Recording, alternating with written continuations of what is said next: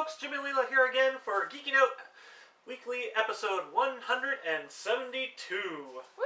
We're 3 weeks away. Yes. Although we're taking next week off. Yes, so yes we are, because I will be in Toronto doing some Muppet promotional things, and Leila will be in the States with her fiance. Yes, doing some Thanksgiving turkey stuff, so I get 2 Thanksgivings, it's sweet. And, You bitch! and doing some shopping, so it'll be fun. You better bring me back some turkey. Yeah.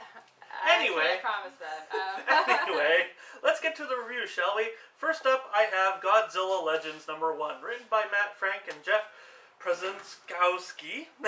I hate those names. With art by Matt Frank. And in this one, the giant monster Destroyer is destroying the city, and it's up to Dr. Anders to use his untested G-signaler, a device designed to call Godzilla.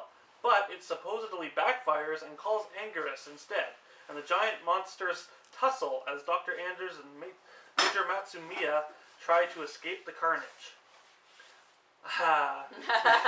Don't you just love confusing plots? Yeah. This was a lot of fun. This is an actual fantastic Godzilla book. Unlike the last few Godzilla books from IDW, where I either liked the story but hated the art, I like both in this. Oh, okay. The art by Matt Frank is fantastic. He's the guy who should be drawing the actual Godzilla series because he's just a damn good Godzilla artist. And quite frankly, this is probably my favorite Godzilla book so far, and sadly, this is the only one that's going to be done by Matt Frank. Damn it, Matt, you're disappointing me. Come on full-time on Godzilla, and I will buy it every month. Well, perhaps it's not his fault. No, perhaps probably fans not. just need to buy a lot more of this book than the other ones, and then the company will know that that's the artist that they should It would keep be on going. muchly appreciated if Matt Frank was put onto a Godzilla book full-time. But if you want to check out a really awesome Godzilla book, one-shot story, check this book out. It's fantastic. Speaking of fantastic, wasn't able to review this before because it actually sold out so quickly that we didn't have any Which left. is generally a good thing. This is generally a good thing. So we brought more back in, and I almost missed getting a copy to review again. So this is Batman Noel by Lee Bermeo, written and drawn. And in this one, while pursuing a murderer, Batman must come to terms with his past, present, and future while exploring what it means to be a hero in this edgy rendition of A Christmas Carol. Yes. What, Batman Scrooge? Yes. What? Yes. And Okay. and then the ghosts That's of the ghosts of Christmas are like 3 characters that I don't want to wreck it for anybody, but I'll say that Superman is in it, and and he's the ghost of Christmas Present, which is really interesting. That's hilarious. It's hilarious. Okay. So I love this. Bermeo is a genius here. The story is masterfully crafted, and the art is just spectacular. I don't really understand people who say they don't like his art because it's awesome. I don't get it. And also the choices of the ghosts for each section were just inspired. I would have liked like a little bit more from the last section, but still really good. You can't always get it. Yeah, you can't always get that. So for Batman fans and Christmas Carol fans, this is awesome. It's out in time for the holiday season. I don't think that if you bought this for somebody who's a comic book fan in your life, they're probably going to really love this one.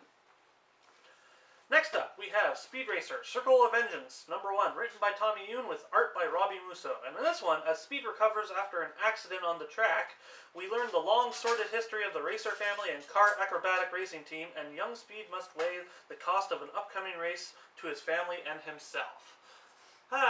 Good old Speed Racer. There's no plot, no real plot in this. I mean, it's just like Speed Racer. There's no real plot. But good art by Robbie Musso, who's also an artist on Transformers way back when. But what really surprised me is Tommy Yoon's writing. Not great. Not great. I prefer to actually see him draw the book, because Tommy Yoon is a great artist. But this, if you're a fan of Speed Racer, you're probably going to enjoy this. It is actually a lot of fun. But it really does go into the history of the Racer family and such. So, yeah, if you're a fan of Speed Racer and want to know a bit of the backstory of each character, then, yeah, pick this book up. It's actually pretty good.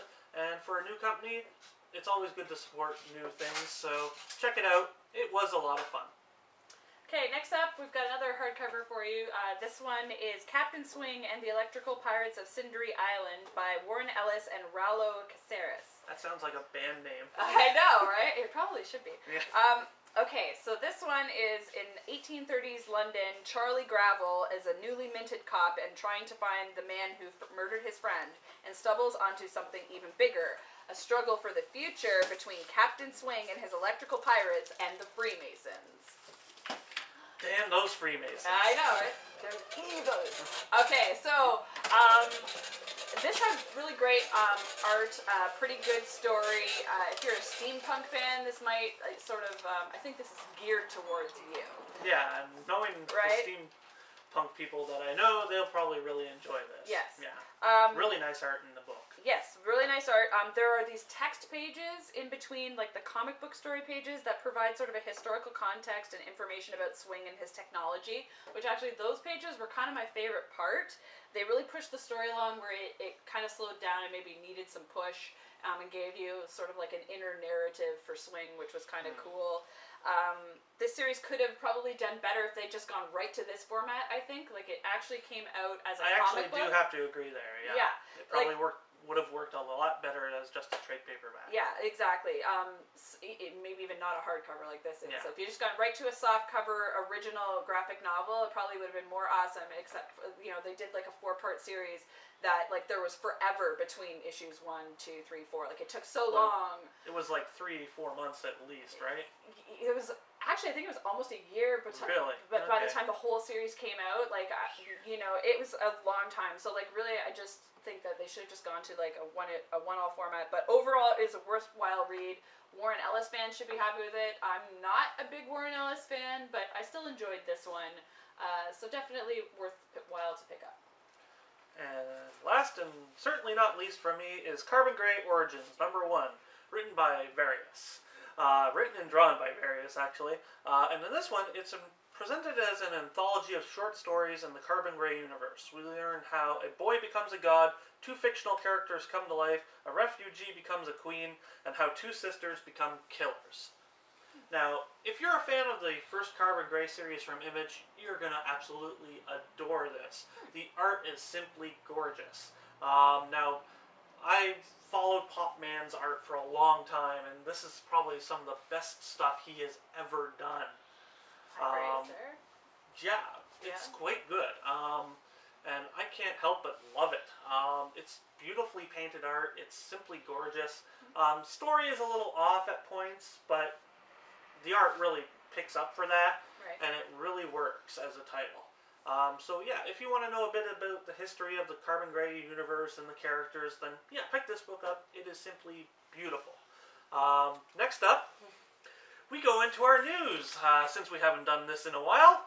Yeah, so then we're taking a break, so it'll give a lot of time for people to digest the news. So first off, let's talk a little about Frank Miller's rant.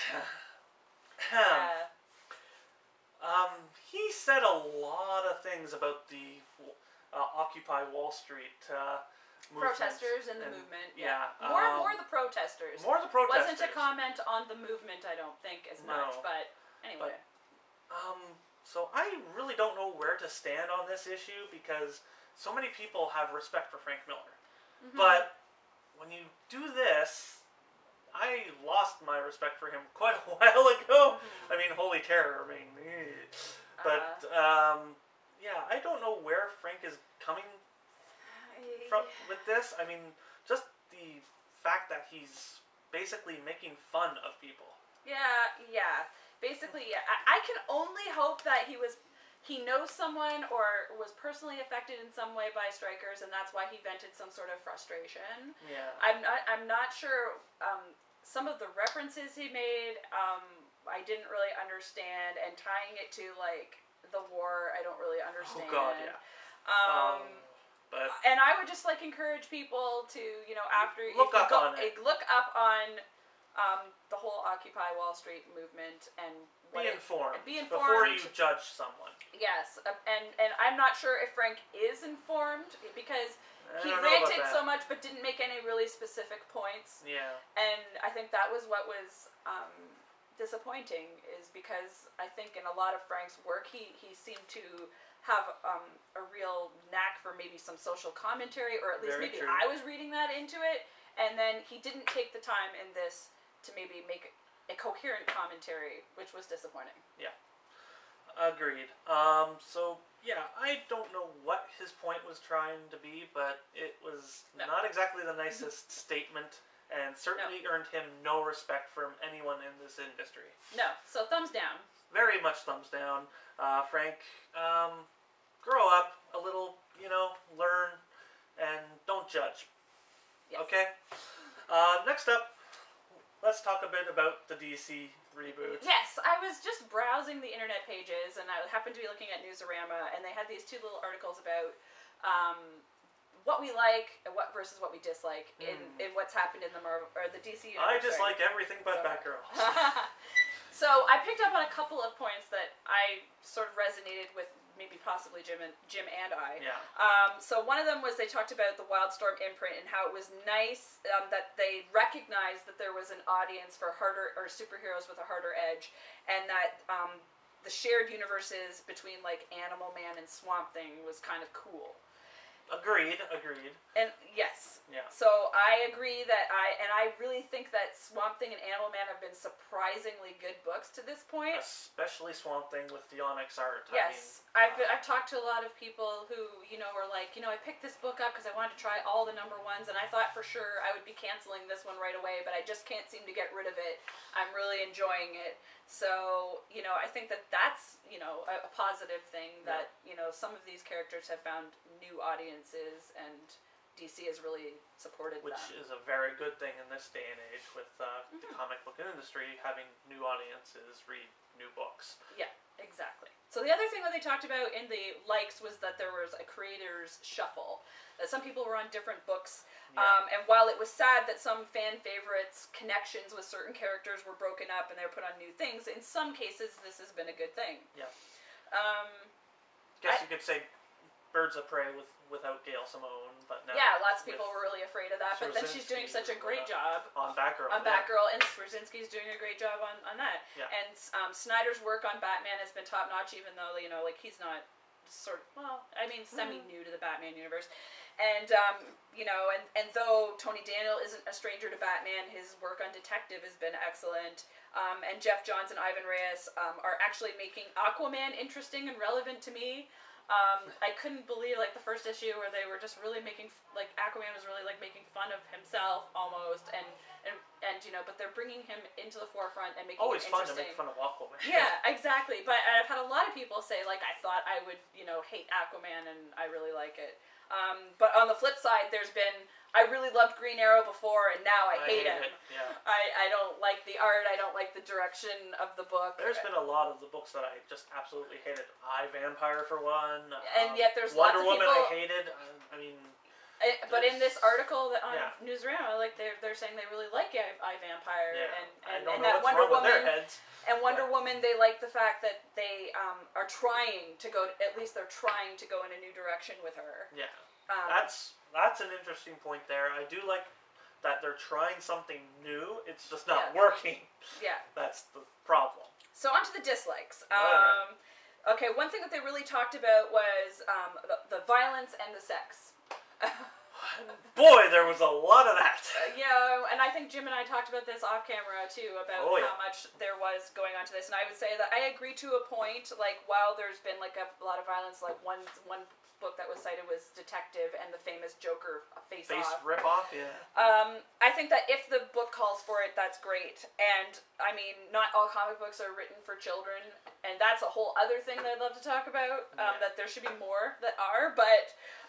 Big time, yeah. But if it calls for it, I can see it. And as for the sex in the universe, it was interesting in Catwoman. I'll give it that.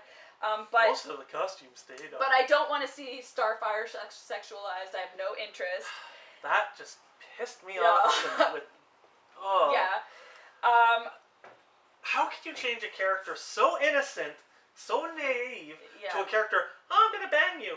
Yeah, exactly. It's just terrible. So I guess, what I would say is I don't mind if some female characters are allowed to have sex as a weapon in their arsenal, but it shouldn't be the first thing, the only thing, the best thing, their best weapon that they can go to. You know what I mean? Yeah.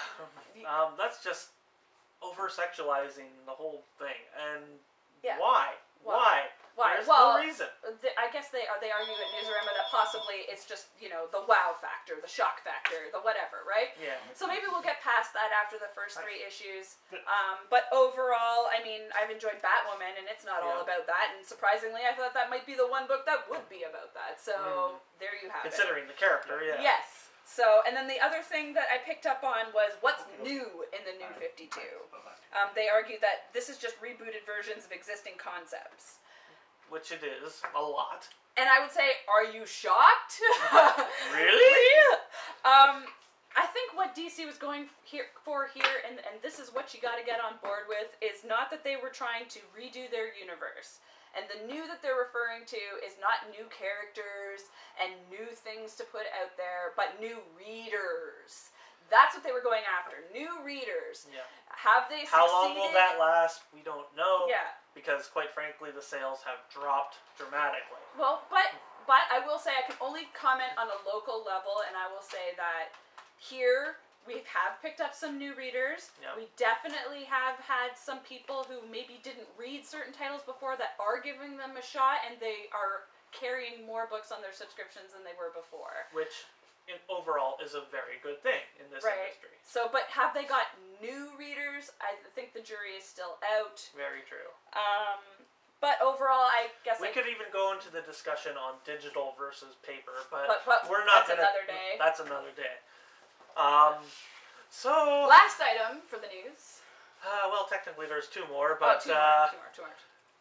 This send your children out of the room, please, because there's going to be a lot of swearing in this. There is a live-action Akira film underway. Possibly under the way, right? Is it technically greenlit? It's greenlit. Okay, so it's happening. And basically, Warner Brothers has greenlit a live-action $90 million adaptation of Katsuhiro Otomo's Akira film. Now, right there, if we stopped right there, that would sound good. Yeah. Right there, I am for, bringing properties like this to Hollywood if they do it right. Yeah. The only problem is who they have attached. Mm-hmm. You think that you can make a film based on an Asian or Japanese film with Asian or Japanese stars, correct? Possibly, yes. Well, let's get Garrett Hedlund from Tron Legacy to play the main character. Ah, okay. And then we'll get Kristen Stewart to play the main female lead. Well, she's not cast. No, she's not cast. These are casting rumors. But which we hope are horribly wrong. Yeah. Mm-hmm. Other than Gary Oldman as the Colonel, which actually would work. I like that casting choice. Mm-hmm. And possibly Helena Bonham Carter as Lady Miyako, but honestly, yeah.